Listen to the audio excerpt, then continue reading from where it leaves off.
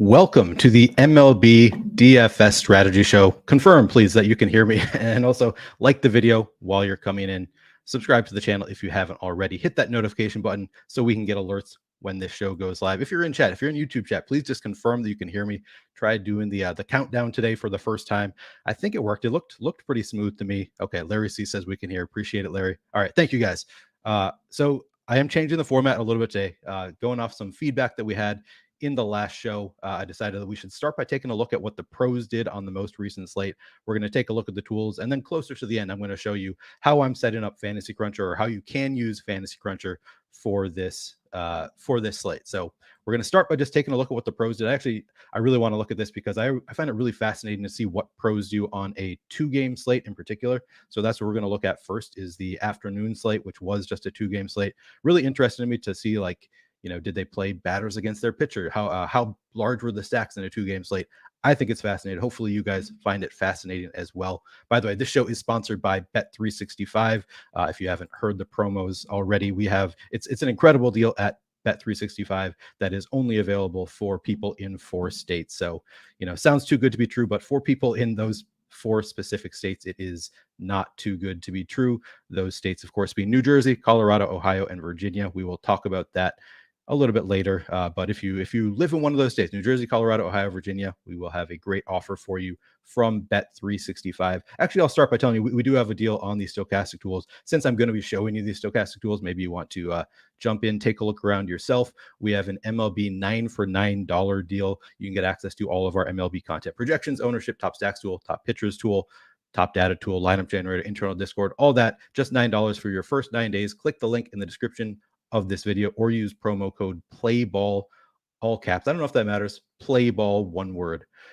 So make sure you take advantage of that if you want to try out the tools for 9 days. All right, now let's jump in and take a look at some of the tools. Actually, this first tool is going to be Fantasy Cruncher. So you're not going to have access to this one, but it's still, hopefully you're going to find it useful just looking at what the pros did yesterday. So I want to take a look. I think I'm going to start by looking at what Nerdy Tenor did. Just give me 1 second. All right, so we are already in the 2-game slate. I'm going to sort by, actually, I'm going to go back to overview.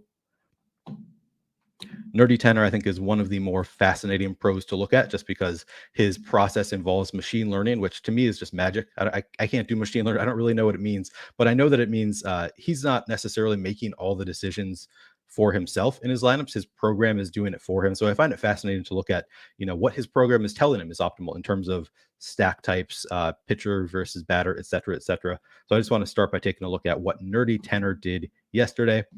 So got him pulled up here, and here's just all of his lineups right away. And you can see we can sort by stack type.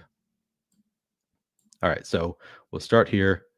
Team stack type. So he lot of 6-4 stacks. So he was actually pretty much fully stacking in these lineups. Not even pretty much. He was fully stacking these. So this means that he had presumably one pitcher plus 5 batters in these 6. I mean, it has to be that. Not presumably. That is what it was. One pitcher and 5 batters from the team, and then the other stack. That's where I'm less clear. It could be. No, it has to be. I think at least 3 batters from that team. How would this work out? 5 and 1 and 4. That doesn't make any sense. You can't play 10 players, can you? From just 2 teams. All right, let's take a look at them to see if I understand this. So we have yesterday we had the Brewers playing against the Mets. So he had Freddie Peralta. Did he have anybody from the Mets against Freddie Peralta in this lineup? Just taking a look, taking a gander to start. No Mets in this one. So he did not have in that one. And then the second, he had DeSclafani against the White Sox. Do we have any opposing White Sox here? No. So this top lineup, no batters against pitchers, absolutely full stacks. So it was a 5-man San Francisco stack, and then just a 3-man Brewers stack. Oh, it was okay. So it was 2 different games. So he was able to do it. Okay, that makes sense. So I was thinking you need to have players from at least 3 teams here, but apparently that is not the case as long as they are from different games. So that is a legal lineup there. Yeah, El Cuatro Loco's got it. If they're from separate games, I think you can. That was throwing me off for a second there. I thought I must be misreading it, but no, that is accurate. So we'll just take a look at a few of these because I think I saw that he had some where he did have batter versus pitcher. All right, so looking at the second lineup here, same pitching combo, San Francisco Brewers. Looking at this lineup here. And again, same kind of thing. Maybe the 6-4 ones are all going to be like that. So maybe those aren't the most interesting to look at because we already know exactly what those lineups are. Now here we've got some 6-3 lineups. And again, we're doing Peralta.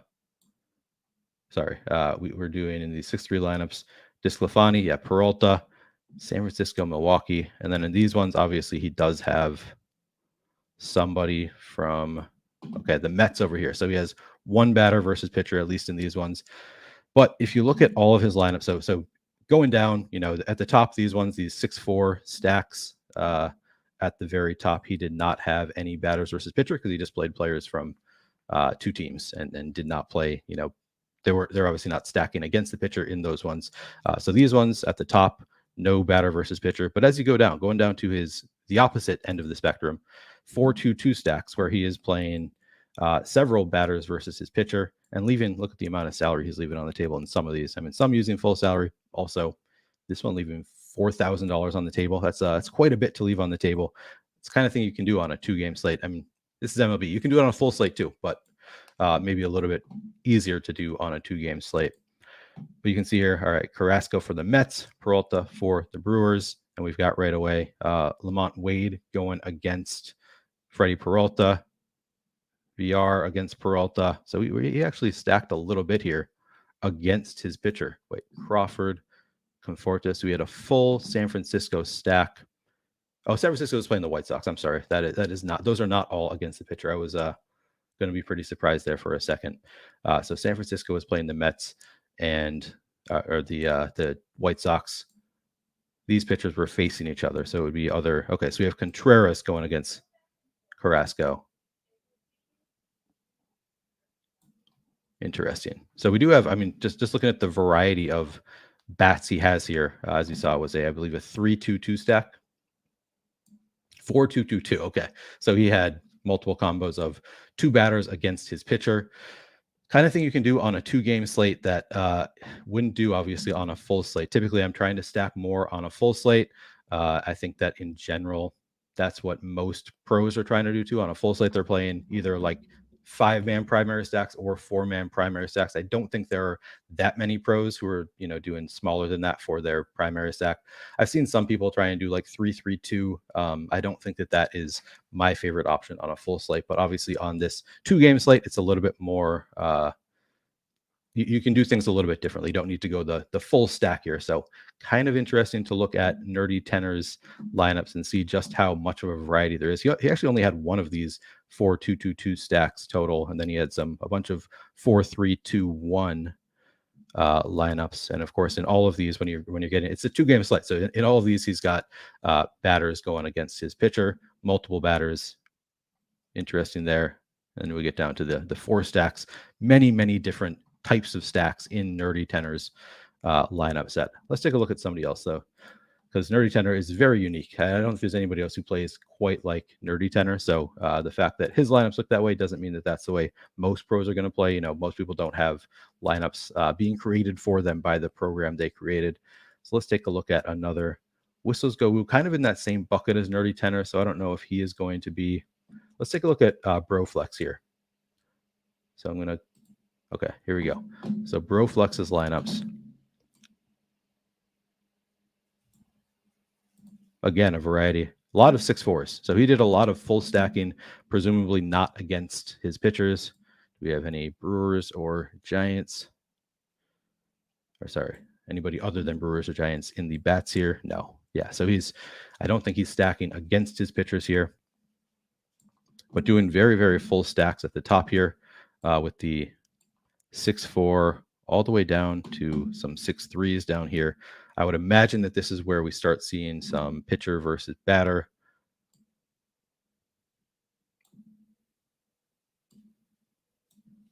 Yeah, we got Kopech going against. Do we have any Giants here? Nope, we've got a couple Mets, Brewers.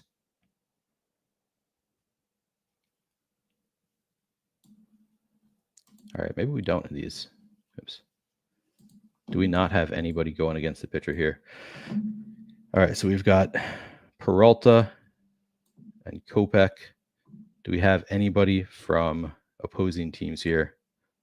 So that'd be anybody other than the Sox or the Brewers. All right, so we've got some Mets in here. Do we have any Giants in there? Estrada, VR, Crawford. Okay, so we're starting to see some pitcher versus batter here. And then, of course, let's look at the bottom end of Broflex's stacks also. All right, so he did some 4-3-2 stacks. Obviously, then he's going to have some batters against his pitcher. But he really didn't go smaller than, his smallest stack, even on this 2-game slate, smallest primary stack was a 4-man stack, which is interesting to me. So sometimes I will venture into like 3-man, like 3-3 stacks kind of stuff when I'm on a 2-game slate. But I'm always curious to see what pros are doing on these slates. Maybe it's a mistake. Maybe you do still need that correlation of the 4-man stack. Let's take a look at just one more on this 2-game slate, and then look at the larger slate, which we've got a larger slate tonight, so it's going to be more relevant to what we're doing tonight. Let's take a look at Garnes. He's been absolutely crushing. And we'll just quickly look at the stack types he used. So yeah, a lot of 6-4s here. Interesting. So this is probably, this is no batter versus pitcher, and just absolutely the fullest stacks you can do. So this is not typically my approach. I typically understack on the 2-game slate. I have heard from, as I recall, Aha Bro had said at one point that he actually likes to full stack on the small slates too. So maybe that's something that I need to adjust. I typically think, my logic is on a smaller slate, maybe there aren't going to be any teams that can support 5 batters or 4 batters even. Like maybe none of the teams completely go off. And maybe it still makes sense, even though that can be the case. Maybe it does still make sense to correlate a little bit more, just so that you're not just playing a full-on parlay, like an 8-leg parlay in MLB. If you're not trying to stack at all, obviously you have to stack some on a 2-game slate, so you can't do a full 8-leg parlay. But maybe it does still make sense to try to stack a little bit more on these small. So that's kind of my takeaway here, is that for the majority, the pros are still stacking a good amount on this small slate. But let's take a look at the larger slate yesterday as well. Actually, first, before we do that, let's take a look at just ownership for some of these pros. So now I'm going to go to overview, take a look at Broflex, Mr. Good Seats, Nerdy Tenor. I'm just picking at random. I'll probably do different pros every day. All right, those are some of the 150 maxers on this slate. And then we'll take a look. Okay, so the highest owned player on the slate, Michael Kopech. Broflex went a little bit under the field. Actually, nobody went well. And this is kind of what we've talked about with pitchers. Oftentimes, the pros are just eating the chalk. So you can see that here. Kopech pros just ate the chalk here. Mr. Goodsy's 94%, not afraid to eat the chalk at all. Freddie Peralta, 60% owned. Everybody kind of ate the chalk there as well. But then when you get down into the bats, you see 58% for Yohan Moncada, Broflex down at 25%, Mr. Goodseeds a little bit below the field at 51%, and then Nerdy Tenor, Whistles Go Woo also under the field. That's typically what you're going to see on most slates, not just small slates, but large slates too. A lot of pros will eat the chalk at pitcher and then just be under the field, sometimes well under the field on the chalky bats. And you can see that with a lot of these bats. I guess Carrasco, I guess he is the third highest owned pitcher. There's only 4 pitchers. So the fact that that they're all underweight to Carrasco is just a function of being overweight to the field or with the field on the top 2 highest owned pitchers. But then, yeah, Luis Robert, everybody's under the field. William Contreras, we do have Mr. Goodseats slightly above the field, but we have under the field for the other 3. Not a surprise there to see that in general, eating the chalk at pitcher, kind of fading the top stacks at batter. All right, so let's go back and look at the other slate. Now, how do I get back there? Give me 1 second here. I'll just go back.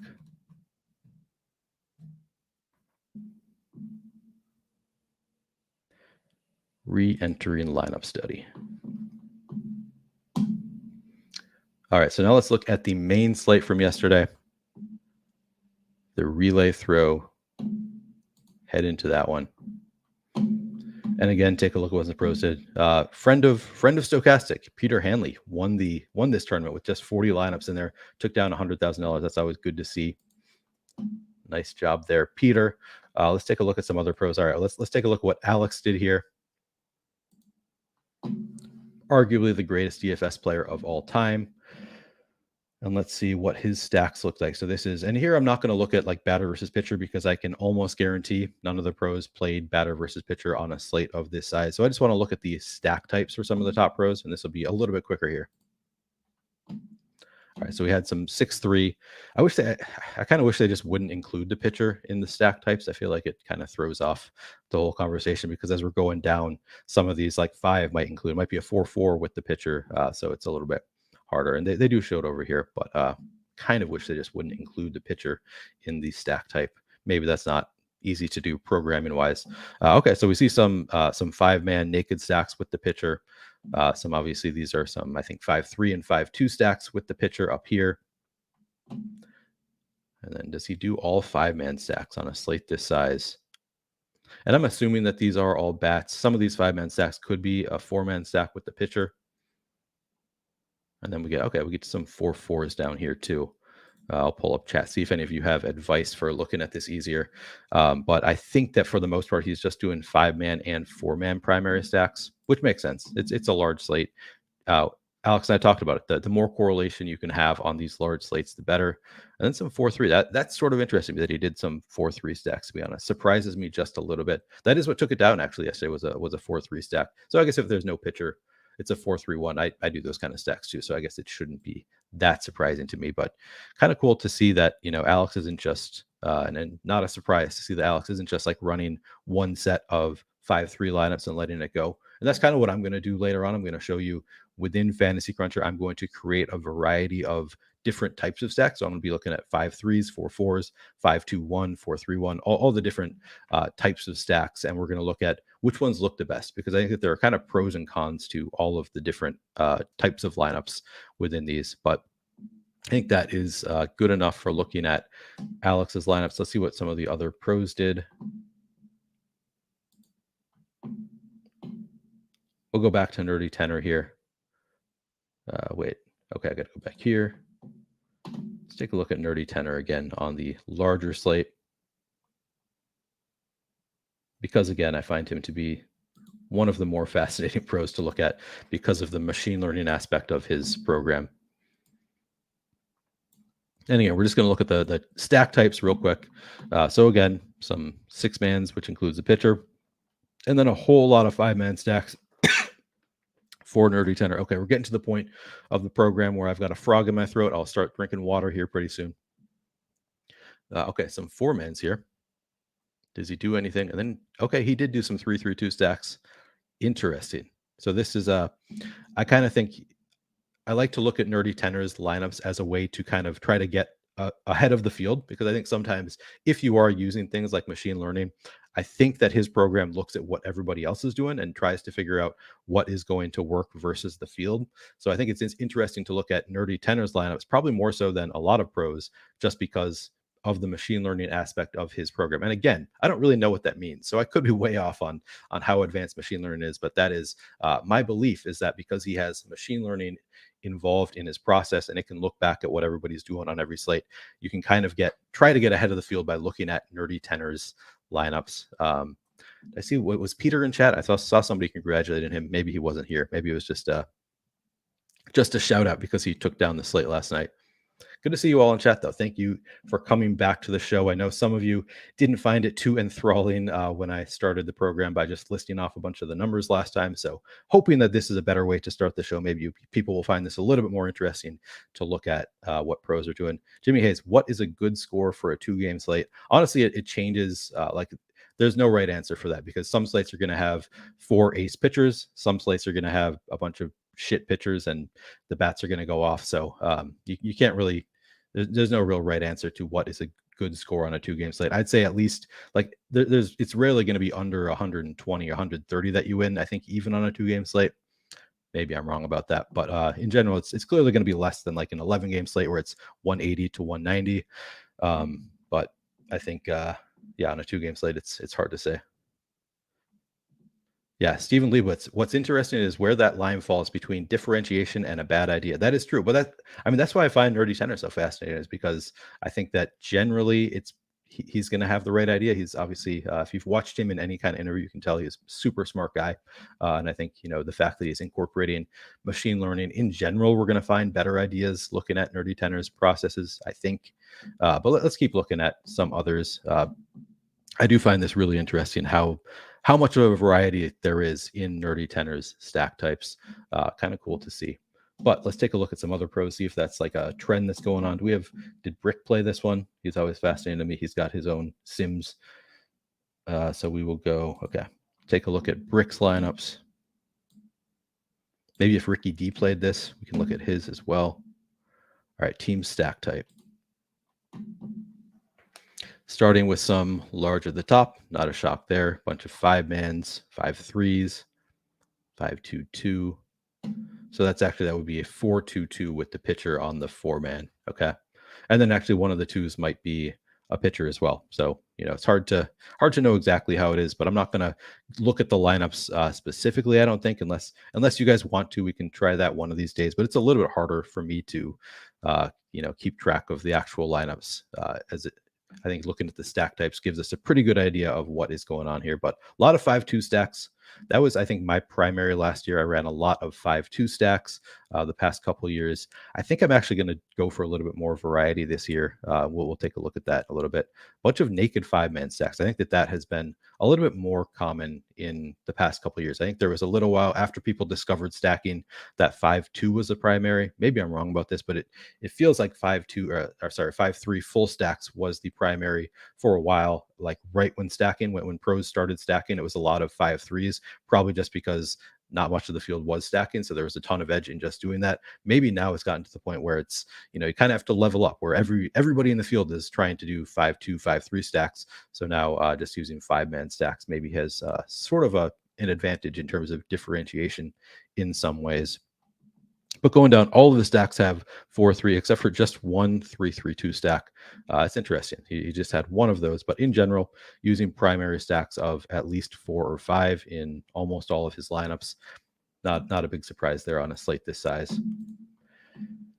Let's see if Ricky D is in here somewhere. Yeah, Ricky D. Let's take a look at Ricky D's lineups.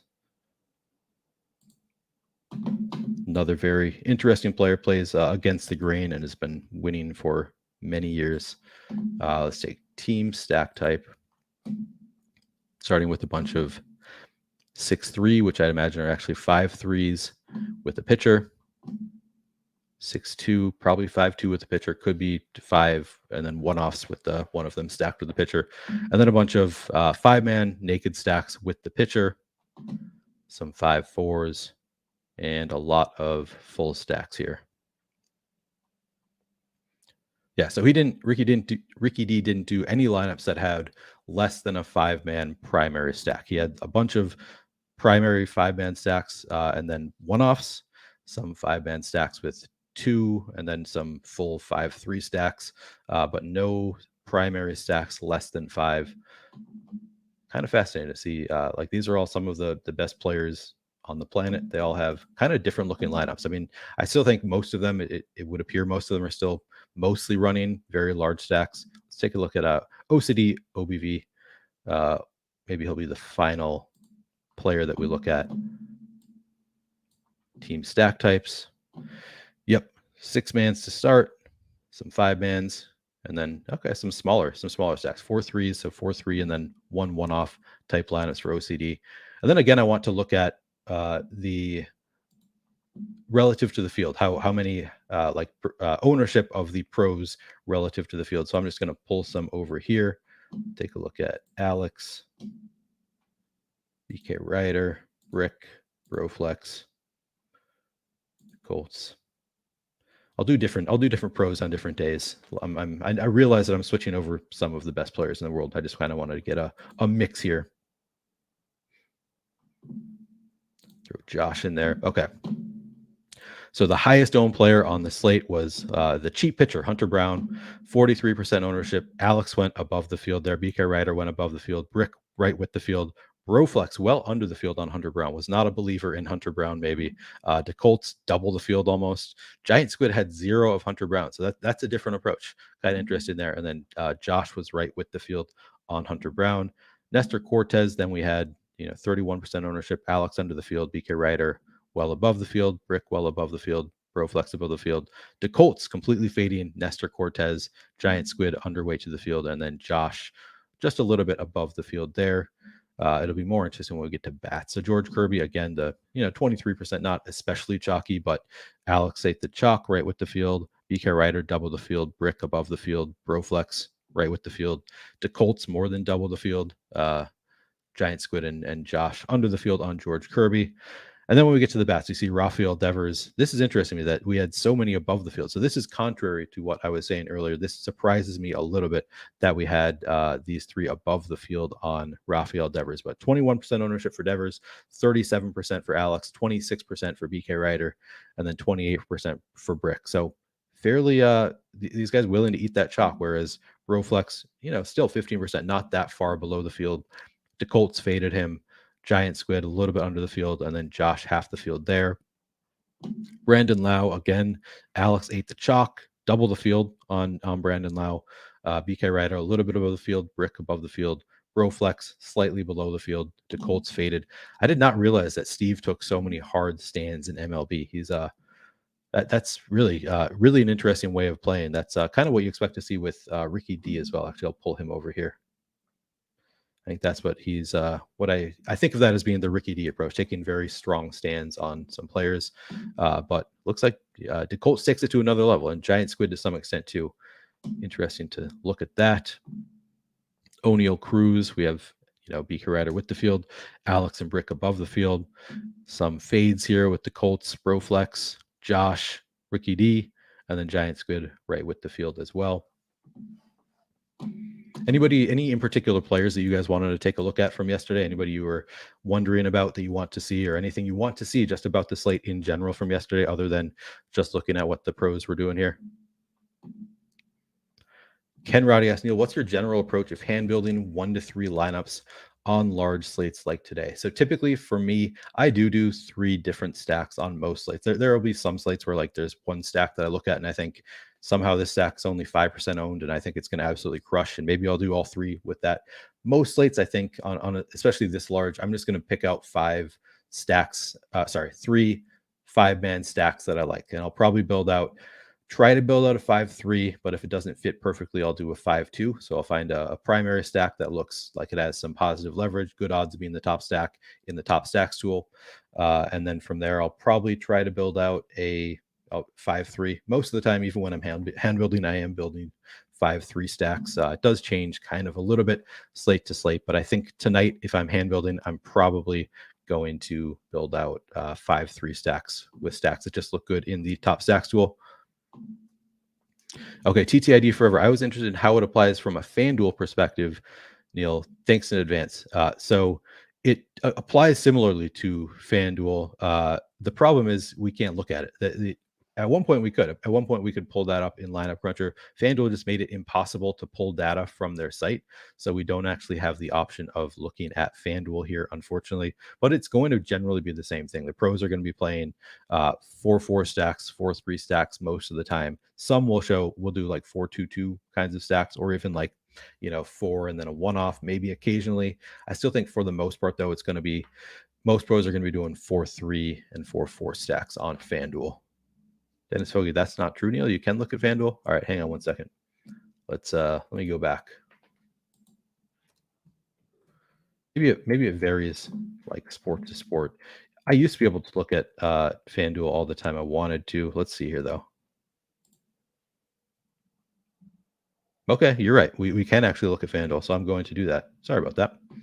There have been some sports, like during football season, I wanted to look at FanDuel stuff, and it was just not accessible. Maybe they made it easier again. But let's take a look at the 555 here quick.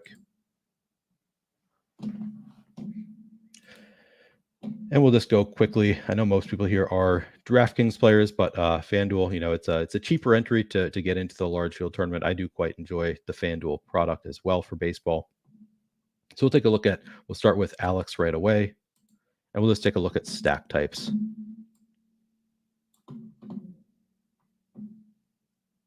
Team stack type. Okay, here we go. So 5-3 is going to be the pitcher, 4 batters, and then probably another 3 batters from another team. I'm guessing you can only play one pitcher here, so it's a little bit easier. It's going to be a 4-3 stack with the pitcher on the 4-man stack. We've got a bunch of 4-man stacks in Alex's lineups. So that's the primary, and I think that's what most pros are going to do is 4-4s. But then we also have some 4-3-2. So that would be it's actually a 3-3-2 with the pitcher in the 4-man. I think, or I guess it could be like a 4-2-2 with the pitcher and the 3-man 2. Pitcher could be in any one of those stacks actually, but kind of interesting. And then 4-3s is probably just bats. I'm guessing for the most part this is just bats. I could be wrong. Maybe there's some pitcher involved in one of these stacks, but I think it's probably mostly just the bats. But yeah, you can see all of the stacks have at least a 4-man in their primary 4-man. Let's see if there's any. Do we have? Did Nerdy Tenor play this slate? Oh, gotta go back here.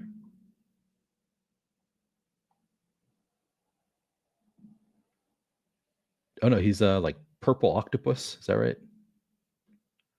Something like that. He's a different name on FanDuel. So we'll take a look at a different pro here. A lot more 150 maxers on FanDuel, which is not a big surprise since it's just 550 to enter. How about Boo Earns? We'll take a look at Boo Earns now. And then stack types.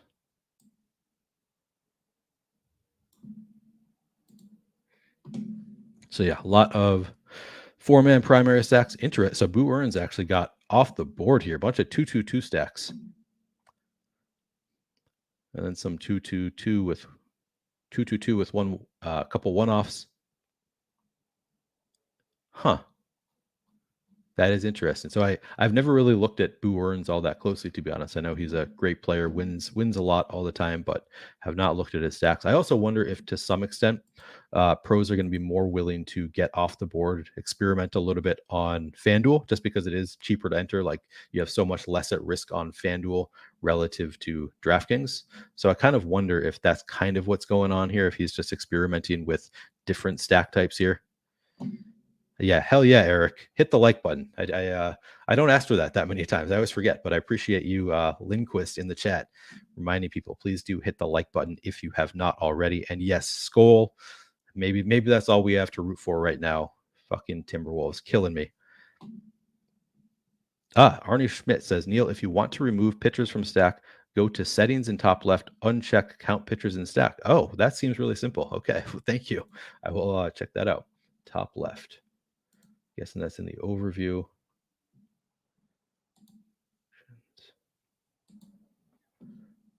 Actions. Nope.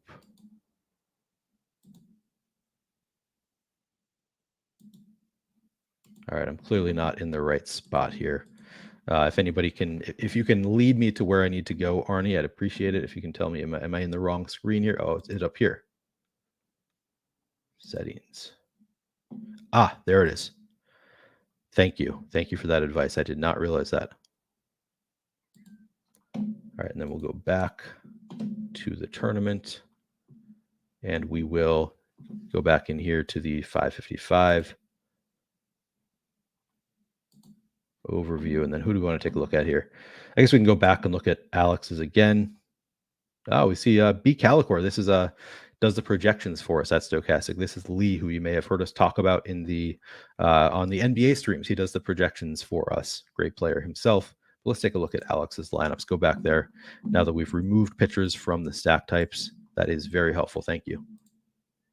Yeah, and we get a bunch of 4-4s, some 4-3s, and that's it. Just 4-4s and 4-3s for Alex. Not a surprise there. You kind of want to, stack as much, correlate as much as you possibly can in MLB, more so than other sports.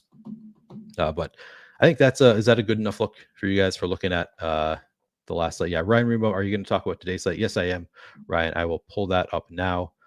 Do you think it's more viable now with all this scoring to go 4-4 on FanDuel? I mean, it's always been viable to go 4-4 on FanDuel. That is primarily what I do is 4-4s. I do a lot of 4-3s, but 4-4s I'd say is probably the thing that I do most. And I think most pros go 4-4s for the most part. Eric says, I have 48,297 pieces of golf content to do. Wish it was actual golf head to play.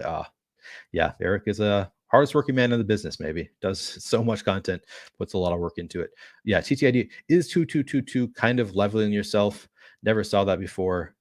I kind of think it might be because there's just not nearly as much correlation there. If you're just doing 2-2s from a bunch of different teams, maybe we're getting to the point where you need to be going a little bit different just because everybody's stacking to some extent. But I also think it might be experimentation. I think that is something that you have to keep in mind when you're looking at pros, particularly I think on FanDuel where we're looking at the 555. It could be some experimentation going on there where they're just trying to figure it out. And if it works on FanDuel, if they are getting into the top 1%, maybe they move it over to DraftKings as well. Just speculating here. This isn't something that I've heard from anybody, but that could be something that's going on FanDuel as well. But yeah, Ryan, I am going to look at today's slate. Let's take a look at some of the tools. I'm seriously, he knows the game and would make you laugh at the same time. Yeah, I don't know who you're talking about here. Can't seem to get my lineups over 120 fantasy points. What is one thing I could do to get over that hump? Yeah, 120 fantasy points. Depends on the slate itself. If it's a 2-game slate, that might not be the end of the world. It can be tough. It could just be variance. There's so much variance in MLB DFS. But in general, I would say eat the chocolate pitcher. Look at the top stacks tool if you have access to it. I will show you what it looks like right now, and then choose some of the stacks that do have the best odds of being the top stack on the board. I mean, you want to find some leverage in your lineups. That's always a goal, but your primary stack, you should still try to generally find one that does have pretty good odds of being the top stack on the board. So make sure you're correlating to the largest stack you can, I would say, for the primary stack. And then from there, I would, mix in a secondary stack that you think is going to work out. Okay. Now let's take a look at some of the tools for today. So this is Fantasy Cruncher. We'll go in. I'll make some stacks in a little bit, but first we'll just take a look at the top stacks. So I'm not going to go right into. I'm not going to use the top stacks tool the way I did on Saturday. If you were there, I kind of curated my lineups with the top stacks tool. It was extremely boring, I think, for the audience. It's how I started the program on Saturday. Probably a mistake to just start reading off some numbers right away. I'm actually not going to do that this time. I'm going to take it a different approach here, but we'll start by just taking a look at the top stacks tool in general. So this is for DraftKings right here. You can see with the team with the highest top stack odds on the board is Toronto here. They do have 15% chance to be in the top stack on the board, 21% projected ownership. So they do look a little bit over-owned. Doesn't mean you can't play them. It just means that if you are going to use Toronto as your primary stack, you probably don't want to use Tampa as your secondary stack, and maybe not, or I guess it's based on ownership. You probably don't want to use Tampa, maybe Kansas City as your secondary stack, St. Louis. If you get below St. Louis, if you want to build a lineup with Toronto and one of these teams as your secondary stack, you're probably fine. None of these teams getting that high of ownership. You can also build different stacks within teams. So like there's going to be some players on Toronto that are going to be super highly owned. Others are going to be much lower owned. So there are a lot of different ways to build out here. But just starting with the top stack odds on the slate, Toronto does have the best odds on the slate. This is, I want to say it's an 11 gamer. Let's take a look. 11 game slate here. So huge slate. Not a surprise that the top stack of anybody is just 15%. That's actually relatively high for an 11 game slate. We have 22 teams to choose from here. So that is fairly high odds of being the top stack on the slate. But of course, as usual, ownership reflects that. Tampa, number 2 here. 10% chance of being the top stack, a little bit overweight to the field. But then you get down to Atlanta. Actually looks pretty good. 2.7% projected ownership with a 6.5% chance to be the top stack. Probably the reason for that lack of ownership is they're expensive. You can see 1.9% chance of being the top value stack on the board. Generally, that just means it's going to be an expensive stack there. Down to St. Louis, 9% ownership, 6% chance to be in the top stack. A lot of teams that are looking a little bit over-owned. Mets look good here. 6% chance to be in the top stack, 2.7% projected ownership. Boston, positive leverage, both in terms of value and top stack odds. Look good against Roansy Contreras. A lot of it's fairly spread out here. Who's the worst stack on the board? Oakland, 0.8% chance to be in the top stack. However, also just getting 0.7% ownership, 2.2% chance of being the top value stack. They're going up against Shane Bieber. Nobody's going to want to play Oakland here, but it's still not, if you're playing 150 lineups, it's a positively leveraged stack. Totally fine to play it in the right lineup. And then Detroit actually looks kind of interesting. 0.6% projected ownership, 4.5% chance of being the top value stack on the board, 1.2% chance of being the top overall stack. So they actually look okay from a top stacks perspective.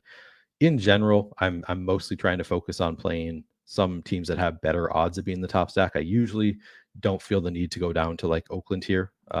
But, some of these more middling teams, if you can find, Cleveland here looks pretty good. 0.8% projected ownership on the stack, 3.9% chance of being the top stack. That's where it starts to get pretty interesting to me because they're very low owned, but 3.9%, like that's high enough odds of being the top stack that it starts to interest me a little bit more. Yankees kind of stand out here, 2.7% ownership, 4.9% top stack odds. Looks pretty good. Again, Boston. So oftentimes what I'm looking at, so I was asked this yesterday, what am I looking at in the top stacks tool? In general, I'm just looking at top stack odds, top value odds, and ownership. These are the 3 columns that I care about the most. The opposing pitcher's ownership matters some because in some spots you can see that pitcher is going to be really highly owned. So it's a nice leverage spot on the pitcher, and the bats actually look good independently. Like there are spots where that does become a factor for me. It is nice to keep in mind how owned the opposing pitcher is for leverage purposes. But in general, these are the 3 columns that I am looking at the closest. It's just top stack odds relative to ownership is the primary thing I'm looking at. But there are some cases where you've got a bunch of aces on the mound and you maybe want to play those aces. Then you can try to find a top value stack. That's where that comes into play more when there are like pay up options at pitcher. Then I'm more concerned about finding a stack that has odds of being the top value stack, even if they're not going to be the highest scoring stack on the board. They have the highest odds of being, or relatively good odds of being the top point per dollar stack on the board. They allow you to pay up for those pitchers. Any thoughts, Stephen Leibitz? Any thoughts when you look back at your own lineups as to where your total ownership should fall? No pun intended, but a ballpark idea. So I have not actually looked at that for MLB. Maybe we'll start looking at this as I'm looking at what the pros are doing. Start looking at the total ownership of those lineups. That is kind of interesting. But honestly, I have not looked at it closely. The type of ownership I want here. Okay, let's see. 2 stacks are basically outliers tonight. Yeah. That is accurate. All right. Now let's take a look. So this quick peek at the top stacks tool. Obviously, this is going to change throughout the day. So you're looking at this at, it is 11:45 Central Time. Lock is at 6:05 Central Time. So we've got several hours. This is going to change sometimes dramatically between now and lock. Not always, but things often do change throughout the day. So again, if you want to have access to these tools for yourself, it's just $9 for your first 9 days.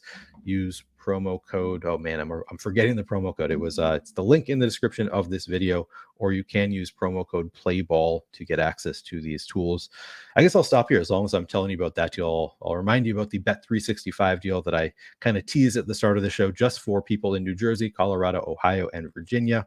If you bet $1, you can get $200 in bonus bets at Bet365. That is just an incredible deal. Not as incredible as it was last week when it was $1 for $365, but more incredible than it will be next week when it's just non-existent, most likely. We don't know how quickly it's going away, but I have heard rumblings that we are probably not going to have this bet for, or this offer for, very long. And it's as good of an offer as you're going to find, because the risk is just $1. All you have to do is go to Bet365, make a deposit, bet $1, and you're going to get $200 in bonus bets that you can then you play through them. And after you play through that $200 in bonus bets, it's real money. You can just you can withdraw that money, or you can keep playing and try to win infinite money here. But just $1 at risk, you'll get $200 in bonus bets, and then you can play that out to get your money. Reminder: the legal age for gambling in most states is 21 plus, and if you or someone you know has a gambling problem, call or text 1-800-GAMBLER. All right, we will get back to the program. And any questions about the top stack tool, or do you want to take a look at the top pitchers tool for tonight? What chalk are we chomping on today at pitcher on DraftKings? Yeah, I'll take a look at that. I always find it funny when people at me at PlayerQDFS. That's it's Neil Orfield in the chat here. I don't have sadly I don't have my player Q. Maybe not sadly. I don't have my player Q at here, so you don't show up red on my screen when you at PlayerQDFS. But I try to find those out when people are asking me questions anyway. Marquee Music Group: Neil, does a high percentage on versus starting pitcher on opposing pitcher means they are a lock or good play? Does a high percentage on versus starting pitcher on opposing pitcher? I don't think I know what you're looking at there, Marquee Music Group. Maybe this is obvious and I'm just missing it, but high versus starting pitcher. If you're talking of VSP, okay, high percentage on VSP. So this means, okay, so you're talking about the SP ownership percentage. So this is VSP is just showing you the pitcher that the stack is facing, and then the ownership is the ownership of that pitcher. So in general, if you can find a good stack that looks good against a pitcher with high ownership. So here we have Framber Valdez projected for 40% ownership. Now, if Detroit looks good also, that just makes them more interesting, which they kind of do. They kind of look interesting. 0.6% ownership, 1.2% chance to be in the top stack, and then 4.5% chance to be in the top value stack. Sort of an interesting stack here. And you gain additional leverage because 40% of the field is playing Framber Valdez. So if Detroit goes off, those 40% of lineups are dead. You don't have to compete with those lineups. So it is a nice leverage spot in general. It's a bonus if you can find a stack against a high owned pitcher here. I hope that answers your question, Marquee Music Group. But yeah, in general, it's definitely it's a positive thing if the opposing pitcher is going to be high owned there. Okay. So that is a look at the, I guess since we were asked about FanDuel as well, I'll take a look at the FanDuel top stacks tool quickly. And yeah, we've still got Toronto at the top of the board, 14.2% ownership, not as highly owned here. So not, still negatively leveraged, but not terribly negatively leveraged. Toronto also a little bit high owned for a team with a 10% chance to be in the top stack. St. Louis also up there on FanDuel, 8.6% projected ownership, 6.9% top stack odds. But then Boston, your first positively leveraged stack here, 3% ownership, 6.2% chance to be in the top stack, 4.6% chance to be in the top value stack. If I were, if I'm hand building, that's often what I'm looking for. As Eric and I did a bunch of shows last year, and he pointed out to me that oftentimes when people ask me, like, where's the first place to go with your single entry stack, it is just sorted by top stack. It's the first one that has positive leverage. Oftentimes, those are the stacks that I'm looking at. If I am looking at single entry, I'd rather play positively leveraged stacks. If I can get Boston at 3% ownership, 6% chance to be in the top stack, that might be one of the first places I go for a single entry. Houston similarly looks good. A little bit expensive, it looks like 4% chance to be in the top value stack, but it still looks like a good spot to go. Some positive leverage there. Atlanta looks good. So typically, if I'm hand building on FanDuel, that's kind of how I'm building out. I'm finding the first teams that have some positive leverage. Not always. You can also, if you wanted to do a stack that combines, one of these high owned stacks with a lower owned stack, that's totally fine too. You want your stack, obviously. The mission is to score points, and if you're hoping not to score points while everybody else is scoring those points, but that is ultimately the goal is to score as many points as possible. So you do want to find stacks that do have a pretty good chance of scoring some points here too. Yeah, thank you TTID forever. Sorry about your T-Wolves. Yeah, it is. It's not fun to be a Minnesota sports fan, I got to tell you. And then I just brutalized myself further by choosing the Brahmas as my XFL team. I could have chosen any team, and I go with the one that just can't win. Oh, Terry McBride in the chat. Love to see Terry in the chat, because sometimes people are going to ask baseball questions about like specific players with stats, and I'm like, this is not my my forte. And then Terry, he's always on the ball. He knows his stuff. So love to see Terry in the chat. Let's take a look at the top pitchers tool. So this is for DraftKings. And as you can see here, the highest top 2 pitcher odds on the entire slate is Framber Valdez there, 9,900. Great matchup with Detroit. 24% chance of being the top 2 pitcher, 40% projected ownership.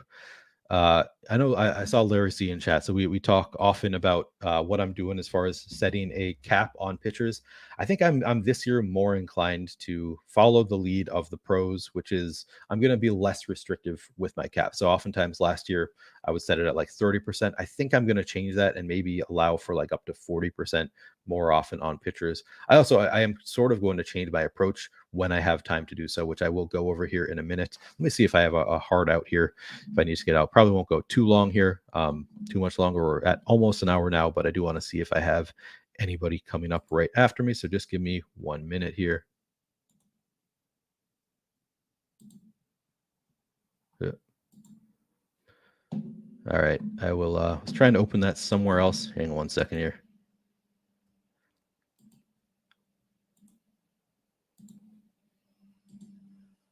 One second. I just want to see if we have a hard out here.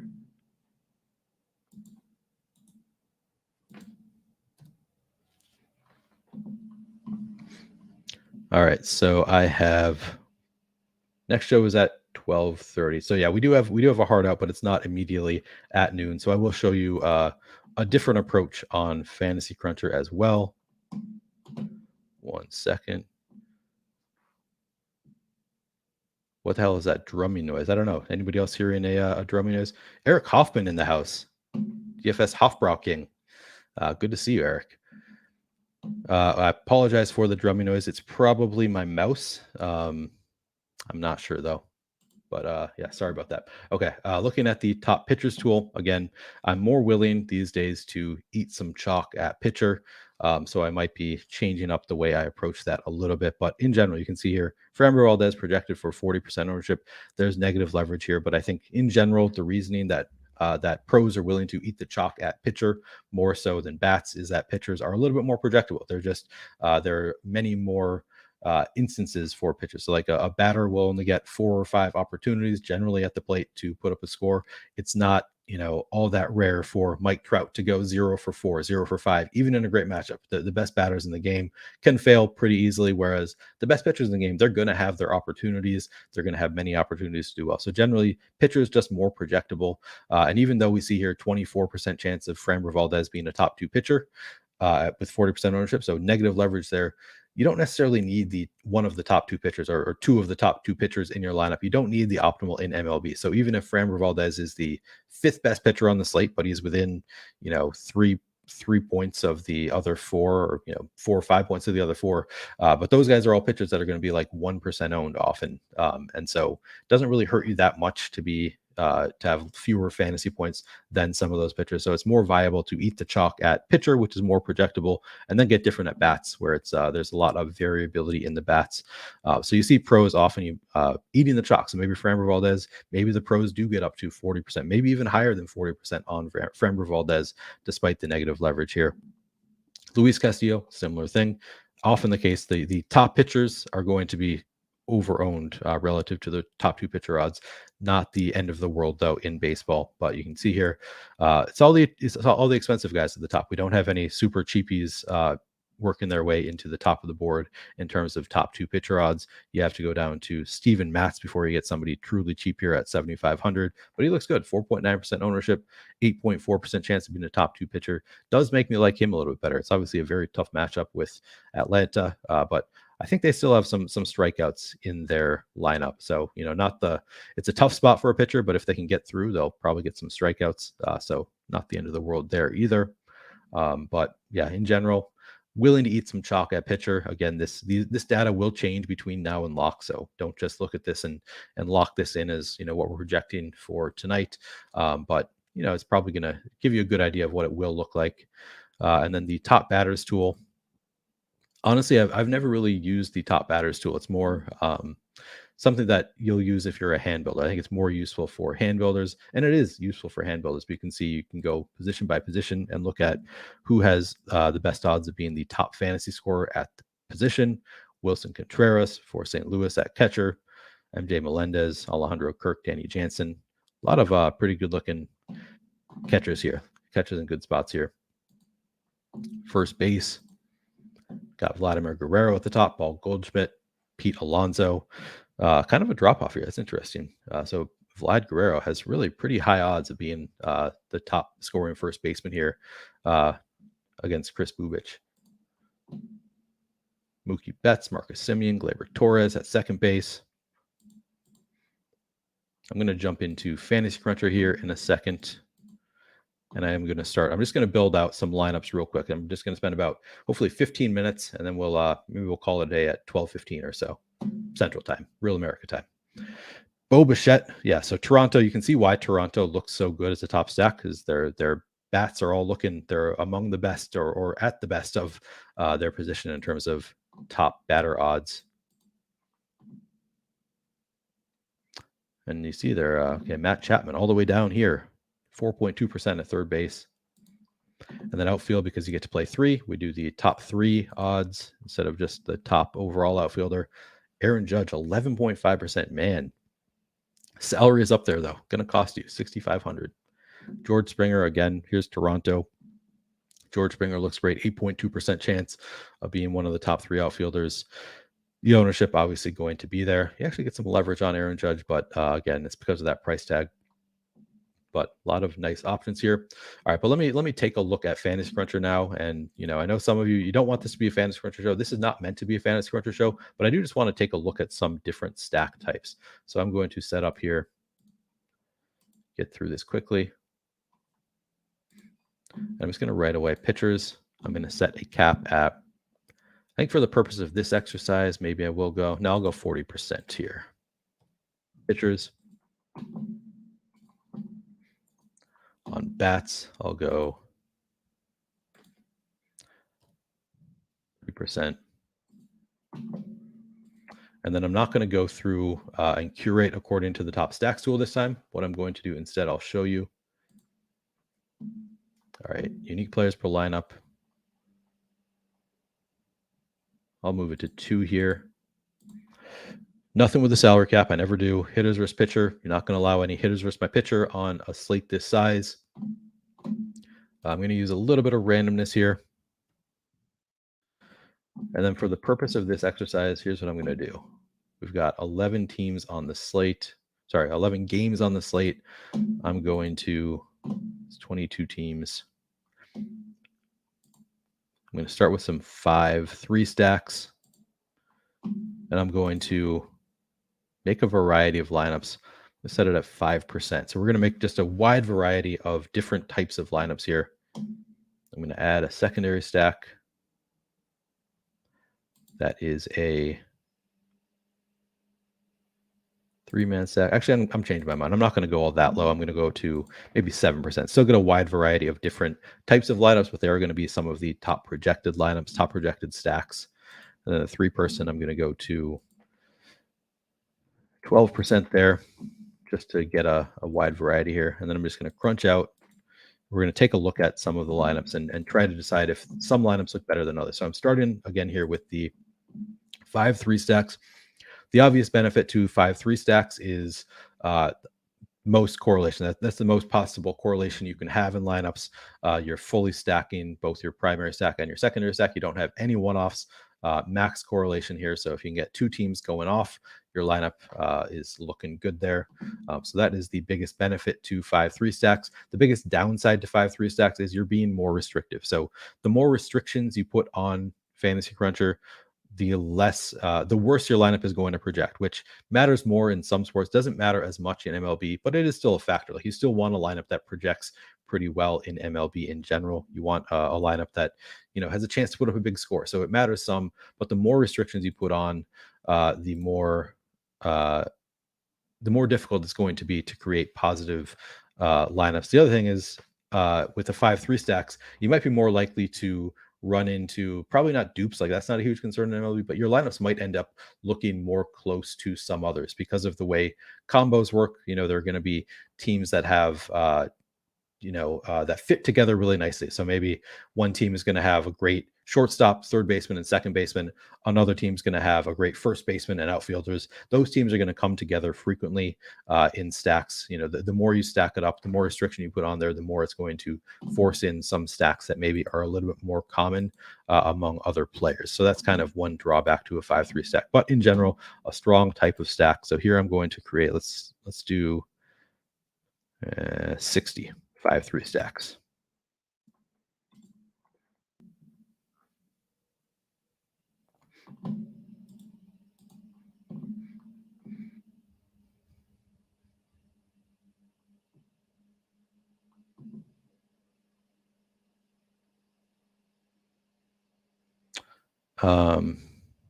Okay.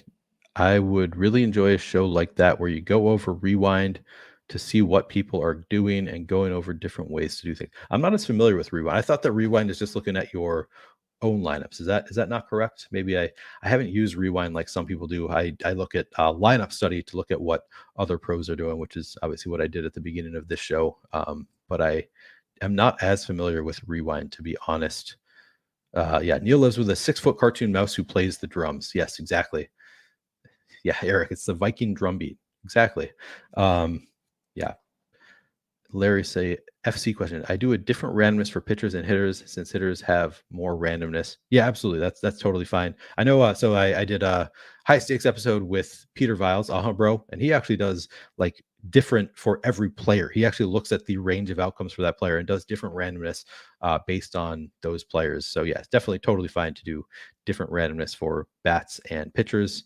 Not something that I do, but I have no issue with that. Definitely a strong way to play. Let's see here. Okay, you can use Rewind to pretty much back test old slates. I should probably get better at that. Maybe that's something I will start doing at some point for sure.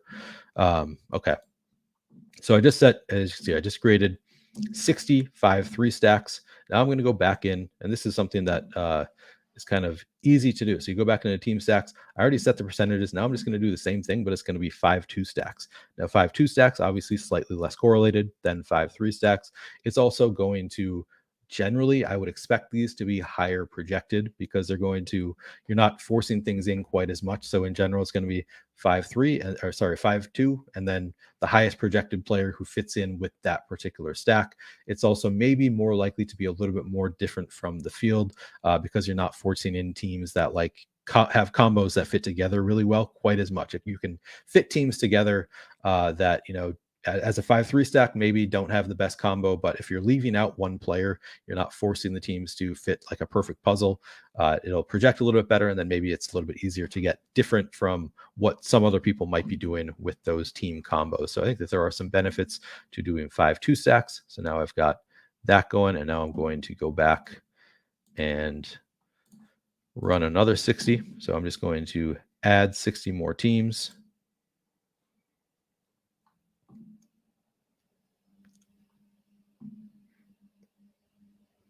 And this one is going slower now. All right, so now I've got 65 3 lineups, 65 2 lineups. Now I'm going to go back and run some 4-4 lineups. So I'll go back just for a different look. I think in general, 5-3s are, it's obviously max correlation with 4-4 as well. I think pros more often are going to go 5-3, but as you saw when we were looking at the pros earlier, it can be a mix. A lot of pros doing a lot of different things. So I think you can mix in a bunch of different combos and then choose the lineups that you like best from those combos. So now, didn't mean to do that. Hang on. I'm going to delete this. Here's what I'll do. Add 60 more teams.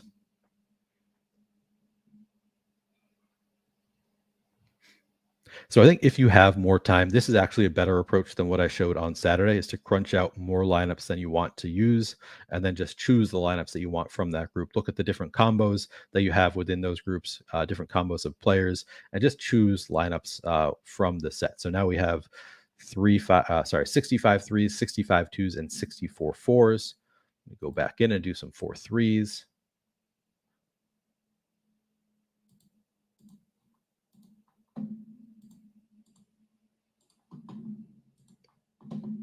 Going to add 60 more.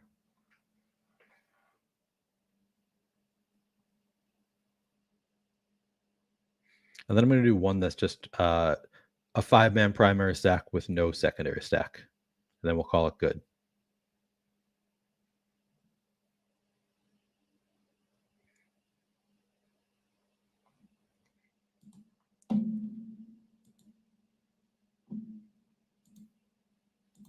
It's a 5-man stack. Secondary stack is gone. All right. So now going to run out 60 5-man, no secondary stack lineups. And then I'm going to sort by projection. Do you guys have any guess which of these stack types is going to be the highest projected lineup here? Thoughts on the Mets? I mean, my thoughts often come back to what the tools say.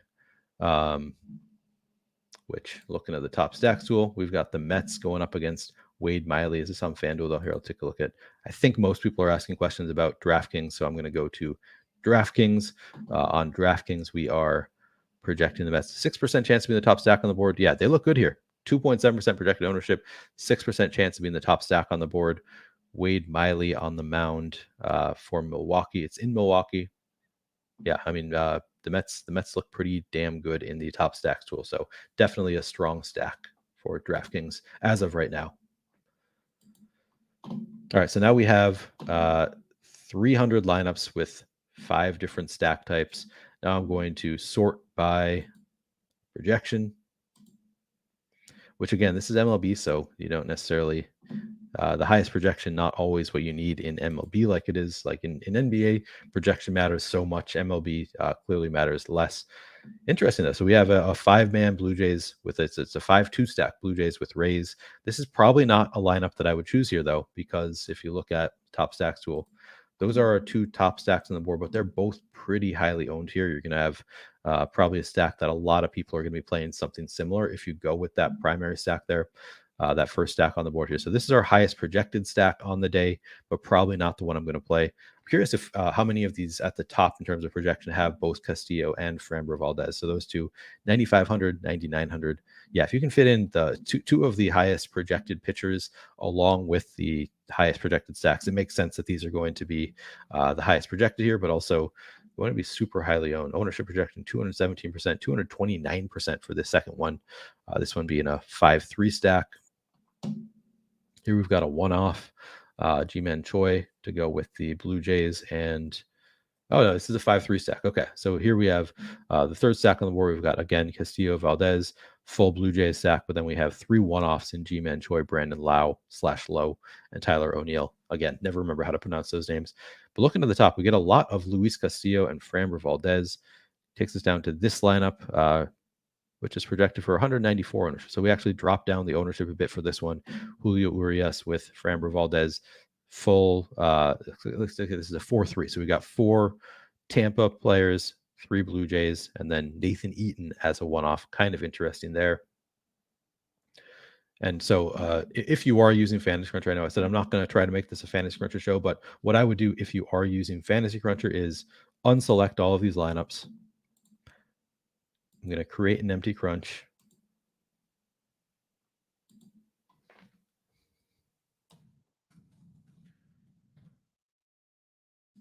And then I'm going to add some lineups as I go. So maybe this first lineup, 217% projected ownership, maybe a little bit too much, 229, a little bit high, 214. When I get down, 226. So a lot of pretty high ownership on a lot of these lineups at the top. And then, but coming down here, maybe this is the first one that I look at and I say, okay, it's only projected for 195% ownership. We do still have those two stacks, the Blue Jays and the Rays there. Throw in Nathan Eaton, different pitcher with Julio Urias. Maybe this is a lineup that we like to use, so then I can check that one, and then I'll find a couple more that I like. But in general, if you use this approach, you just can select lineups that you want to use, and then you can move them into your DK lineups or your empty crunch you just created. You can move them over there and then export from there. All right, let's see here. Yeah, we got so many Luis Castillo, Framber Valdez, and then Blue Jays and Rays lineups at the top. Not a big shock there, but here's a 5-man Tampa stack with one-offs. I was hoping that I'd find more. Okay, here's more interesting. So now we get the Pirates mixed in with the Blue Jays here. So it's a 4-3 stack here with Danny Jansen, Vladimir Guerrero, Bo Bichette, George Springer, but then we've got Sawinski, Smith, Najigba, and I kind of like this lineup. So we have the 5, 6, 7 batters for Pittsburgh together. And then the 1, 2, 3, a little break there, 6 for Danny Jansen, but you got to fit a catcher in there. Brandon Lowe. They're actually, I think I like this lineup. Projected for 182 lineups. This is actually, I think, a really strong lineup here. So I'm going to select that one. And obviously, I've talked about like there is correlation throughout lineups, but there is more correlation for batters who are closer together in their lineup. So, for example, these 5, 6, 7, I love to see that. If I can get sequential batters, those are going to be maximize your correlation there in general. So I do like that lineup quite a bit. Another 5-man Blue Jays stack here. A couple of Royals one-offs and Lau.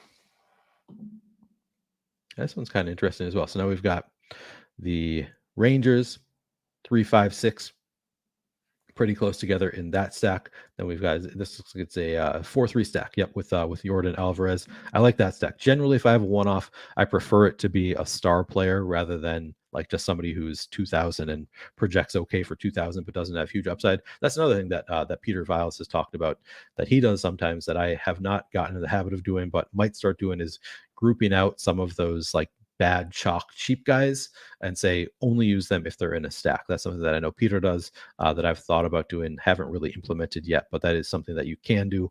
But in general, I prefer this type of lineup where you get Yordan Alvarez in there as your one-off as opposed to some just like cheap crap player who's 2,000.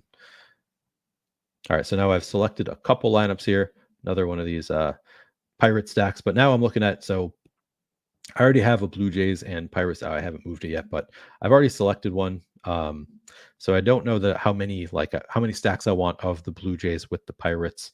These are different bats here, 5, 7, 8 instead of 5, 6, 7. So it is slightly different for the Pirates, probably different for the Jays as well. So it's not, not the end of the world to have two different stacks from the same team, but that's something that I'm always cognizant of as I'm going is like, how much do I have of Luis Castillo? Is he in every lineup? I don't know that I want him in every lineup. So then I might start looking for lineups that don't have Luis Castillo. Now, maybe I want to make sure I have some shares of, let's see, who look good in the top pitchers tool.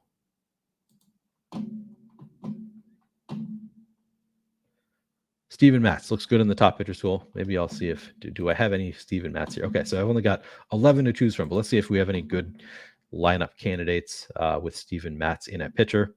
And interesting right away. So this one all the way down at 124% projected ownership. Some of them were over 200. So relatively low owned here. Part of that being that Steven Matz, this is some ownership. And part of that is just Steven Matz is projected for much, much lower ownership than Luis Castillo, for example. So that's part of the reason. But in my Steven Matz lineup, now we've got a St. Louis stack here. Not a very high owned stack. And we've got, so this is a 5 with 3 one-offs stack here. 5-man St. Louis stack, 2, 4, 5, 6, 7. Yeah, kind of like that one for the St. Louis stack. And then a bunch of one-offs in Bo Bichette, Starlin Marte, and and Brandon Lau again. I think that looks like a good lineup. Now we might be getting to a point where I'm saying, why do all my lineups have Brandon Lau in them? Maybe I want to stop choosing Brandon Lau lineups. But so now I've selected some lineups. Now I can say, if you're using Fantasy Cruncher, move your selected lineups to DK lineups, and you can obviously keep going too. So I can look at those. I can come back and still add more. But in the lineups that I made there, the lineups that I chose, I have 75% George Springer, 75% Julio Urias, Danny Jansen, Bo Bichette, Brandon Lau. A lot of players very highly owned in those lineups. As I'm going, I might start saying, hey, maybe I don't want 75% George Springer. Then I'll go back and try to find lineups that I like that don't have George Springer in them. I think that ultimately, if you do have the time to do this, this is a better approach than what I actually showed on Saturday, to actually go through and choose lineups within lineups that you like within Fantasy Cruncher. Of course, using the top stacks tool, the top pitchers tool. I think this is generally a better approach. Yeah, Rance, this is Fantasy Cruncher that I'm looking at right now. Yeah, Larry says, I know Alex said to toss out a bunch of the top owned for NBA, etc. Yeah, I think that's generally good advice for baseball too. Maybe even more so for baseball. The thing is, though, with baseball, it's hard to look at it. So I never got like an advanced math degree, but in general, there's a difference between sum ownership, which is what is shown here, and product ownership. So it's I don't know that you necessarily like, sometimes it'll be a good lineup that just has like the two pitchers are each 60% owned, but then you're using low owned bats, like a low owned stack, and it's going to show up as highly owned because the two pitchers are so high owned, even if the bats are not. So it's a little bit tricky there, but yeah, in general, still a good idea too. You're trying to avoid like the chalkiest of the chalky lineups in MLB as well, for sure, particularly with bats. I did see somebody ask me about looking at FanDuel, so we don't have much time left. Actually, I probably need to close it for today. I'll run. I'll go 3 more minutes and just do real quick. I'll do a FanDuel, crunch out what some lineups look like. We've got a show coming up in 13 minutes. Is the reason that I need to close out. And by the way, if you have not checked out BetPro, so I'm just doing a video on DFS right now, but if you have not checked out MLB BetPro, highly recommend checking that out. It is a great tool. If you haven't used NBA BetPro, you might not know, but it's using these stochastic projections. So these are projections that are directly managed by Alex Baker, Sean Zahn, Steve Buzzard. Some of the best DFS players in the world are using their projections now for MLB BetPro. We actually have a deal going on right now for BetPro. So this is for sports betting. This is not for DFS, but if you are in a place where you can do sports betting, or if you can't do sports betting, you can probably do like Prize Picks, No F's Advantage, all the other options out there. Highly recommend taking advantage of our BetPro deal. You get a 7-day free trial. For new users, is $29.95 per week or $99.95 per month after that. But you can get your first week free. Just use the link in the description of this video. I don't believe we have any kind of promo code. I think, yeah, it's just use the link in the description of this video if you want to check out BetPro for a week 7-day free trial going on there. So make sure you check that out. All right, now I'm just going to run real quick on FanDuel. I'll run some 4-4s for you. Maybe I'll run some 4-4s and 4-3s. I think those are the primary stacks that I would use on FanDuel. All right, so pitchers, better select my slate. Oops. Good. Pitchers on FanDuel. I'm going to set my exposure cap at 30%. You only get one pitcher on FanDuel, obviously. Now I'm going to go in to uniques, use a little randomness.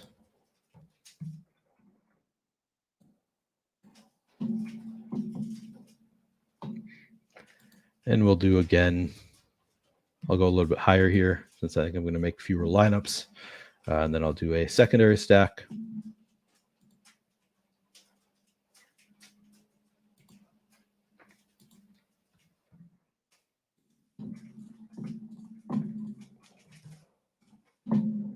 So I'll crunch out 54 4s and 54 3s.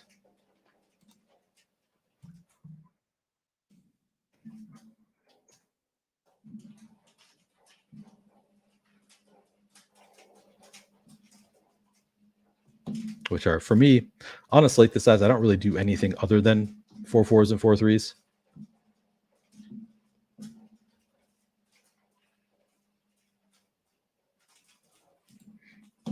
Yeah, I see Larry talking about the tools for MMA. Yeah, I love the tools for MMA. Just using the over 100 points odds is really helpful for me. All right, and then I'm going to crunch out 54 threes, and then we'll call it a day. I'll take a look at these real quick, and then we will call it a day because we have another show coming up right after this. But thank you guys for showing up. I appreciate you showing support, sticking around with me, chatting with me. Makes my morning a little bit better when I can talk with you guys. All right, so now I have, did I do that right? Nope, I didn't do that right. Damn it. All right, hang on. I'm going to add 50 more stacks to this stack.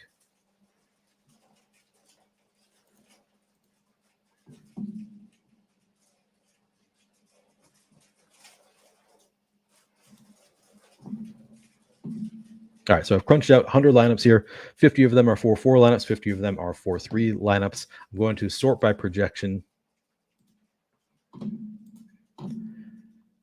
And it's kind of interesting to me that so in general, if you add restrictions, your lineups are going to be lower projected, but that hasn't really been the case. In looking at the top projections from these stacks that I'm doing, we are seeing the highly stacked lineups are actually projecting out fairly well here. So we see that with this one's going to be highly owned when you've got Blue Jays and Tampa stacks here. Don't mind the stack. I mean, 1, 2, 3, and 6 from Blue Jays. 4, 5, 7, 8 from Tampa. What's the projected ownership here? Man, even Isaac Paredes, 14.5% ownership here. Jose Siri down at 2.2%. So that's kind of interesting. Jose Siri at 2.2% projected ownership. He's in the 8 hole, but man, if that stack is going to be chalky, that's a way to make some Tampa stacks. If you can get one of your stack participants to be 2% owned, that's kind of nice there. So here's our top projected of the stacks that I just made. They're all Framber Valdez with Blue Jays and Rays. A lot of Framber Valdez at the top. He just projects well for us point per dollar. But we get down to some interesting ones here. Now we've got a 4-3 Yankees and Blue Jays stack. The ownership down here at 21.7. That's not right. Must be 121.7. Ownership projection. All right, well, these ownership, I'm guessing that we're just, oh no, it's not, never mind. Sorry, I'm looking at this wrong. It's below. Okay, 142% projected ownership overall on this stack, as opposed to 177 on this one. So in general, they project so close together. Give me the one that's going to have lower ownership. So it's, again, if I were going to be using Fantasy Cruncher, I would deselect all and then just select the individual lineups that look good to me. This one coming in 142, this one 175, 177. So this one looks really strong. Projects very similar to all of these other lineups around it, yet comes in at much, much lower ownership. That's going to be a strong lineup. Here's another one, 134. That one looks good. 2, 3, 1, 2, 3, 7. So the 7 feels like a little bit of an outlier in terms of the stack, but there is obviously still positive correlation there. It's 3 away from the 1 hole. Still, it's a lineup that's not getting a ton of ownership. We still have the nice correlation in the stack. It's a 4-3, 1, 2, 6. So it's not, in that sense, in terms of the correlation within the stacks, not the strongest lineup. I still think that it is a strong enough lineup that I would consider using that one. This one, 161%. We still got a 4-man Blue Jays and then a 4-man Pirate stack. That's not looking like it's actually got some ownership on it. But, if you can find lineups that are projected for not a ton of ownership, but they project closely to the other lineups, those are going to be winning lineups. Those are lineups that you're going to want to play. So ownership projection here, 122.9%, 4-3 Sox and Jays stack here. That looks good to me. Maybe I'd select that one. So anyway, that's I think a better approach is just to hand pick and choose, make your lineups and then go through, choose the best ones and run those out. But I do need to take off because there's probably another producer who's going to try to get in here. I'm self-producing this one, but thank you guys so much for sticking around, hanging out with me, chatting some baseball. This show is going to be a work in progress. So if you have feedback, things you want me to change, other things you want to look at, just let me know. I'm going to be kind of doing what you guys want to do, whatever you think is going to be the most helpful. I am here to try to show you the tools and show you how to use them. So anyway, thanks a lot for sticking around and good luck tonight. I'll see you on NBA Live Before Lock if you're playing.